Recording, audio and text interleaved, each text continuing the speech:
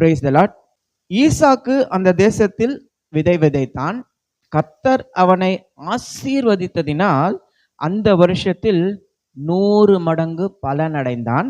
அவன் ஐஸ்வர்யவானாகி வர வர விருத்தி அடைந்து மகா பெரியவனானான். பாருங்க, ஈசாக்கு எந்த தேசத்துல விதை விதைத்தான் என்று சொன்னால், பஞ்சம் நிறைந்த ஒரு தேசத்துல விதை விதைச்சான். அந்த பஞ்சம் நிறைந்த தேசத்துல ஈசாக்கு விதை விதைக்கும் பொழுது ஆண்டவர் அவனை ஆசீர்வதிக்கிறார், அவனை பெருக பண்ணுகிறார், அவனை ஐஸ்வர்யமானாக்குகிறார், அவனுக்கு ஒரு வெற்றியுள்ள வாழ்க்கையை கொடுக்கிறார். அதான் ரொம்ப முக்கியம். எப்படி இந்த ஈசாக்கு வெற்றியை பெற்றான் என்று சொன்னால், இந்த தேசத்துல பஞ்சம் தலை விரித்து ஆடுது அப்படிங்கிறதுனால இந்த ஈசாக்கு எகிப்துக்கு போக ரெடி ஆயிட்டு இருந்தான். ஆனால் ஆண்டவர் அவனை பார்த்து, நீ எங்கேயும் போகாத, இங்கே தங்கு அப்படின்னு சொன்னார். பாருங்க, மற்ற இடங்கள்ல எல்லாம் பஞ்சம் தலை விரித்து ஆடுது, மற்றவர்கள் எல்லாம் ஏழைகளாக இருக்கிறாங்க. ஆனால் ஈசாக்கு மட்டும் செழிப்பாக மாறுகிறான். ஏன் என்று சொன்னால், அவன் கர்த்தருடைய வார்த்தையை பின்பற்றினான், கர்த்தருடைய வார்த்தைக்கு அவன் கீழ்ப்படிந்தான். சில நேரங்கள்ல நாம கூட பாருங்க, நம்முடைய தொழில் சரியில்லைன்னா வேற தொழில் மாத்திடலாம் அப்படின்னு நினைப்போம். இல்லை வீடு சரியில்லை வேற வீட்டுக்கு போகலான்னு நினைப்போம். இல்லை இந்த ஊர் சரியில்லை வேற ஊருக்கு போகலான்னு நினைப்போம்.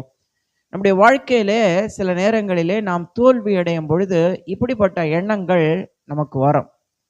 ஆனால் ஆண்டவரிடத்துல நாம ஜெபம் செய்து அவரிடத்துல நாம கேட்கணும், ஆண்டவரே இந்த மாற்றத்தை நான் செய்து கொள்ளலாமா அப்படின்னு சொல்லும் பொழுது, ஒருவேளை ஆண்டவர் இல்ல நீ இந்த தொழிலையே செய்யு, நீ இந்த வீட்டிலேயே இரு, நீ இந்த ஊர்லயே தங்கிரு அப்படி என்று சொன்னால், அவருடைய வார்த்தைக்கு கீழ்ப்படிந்து நாம் அப்படியே இருக்க வேண்டும். நம்முடைய இருதயம், நம்முடைய மனம் சொல்லக்கூடிய, நம்முடைய சுயம் சொல்லக்கூடிய காரியங்களுக்கு நாம இடம் கொடுக்க கூடாது.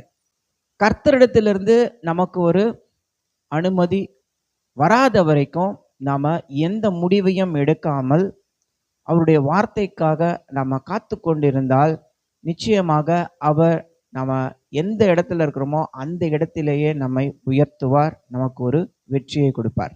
எனவே அன்பானவர்களே, நம்முடைய வாழ்க்கையிலே நாம் வெற்றி பெற வேண்டும் என்று சொன்னால், நாம் கர்த்தருடைய வார்த்தைக்கு கீழ்ப்படிய வேண்டும், அதன்படி நாம் நடந்து கொள்ள வேண்டும். God bless you. எங்கள் தேற்றரவாளனே, எங்கள்